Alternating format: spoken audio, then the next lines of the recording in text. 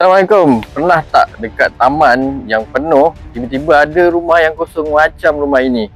Mungkin puncanya salah satu kita pernah ada rekod. Rumah ni owner dia lupa dia ada rumah dekat sini. So selama 14 tahun rumah tu kosong terbiar macam ini. Jadi korang check balik dengan mak bapak korang, confirmkan dengan orang ada tak dia orang beli rumah, pernah duduk kat Johor Bahru, dah berpindah di kawasan lain, ada rumah dekat kawasan ni yang dia orang dah lupa.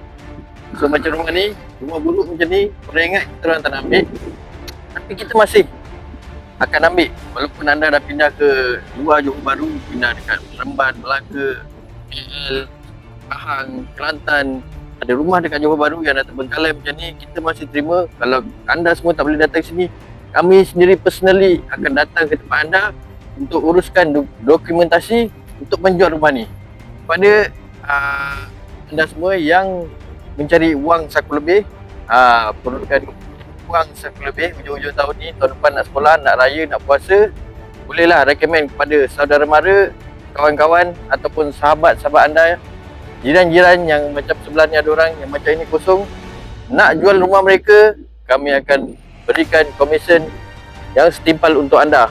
Hanya perlu hubungi saya, kita tengok keadaan rumah, kita cek nama korang, dan anda tuan rumah boleh dapat deposit yang tinggi 10%, 20%, 30% anda beritahu saya.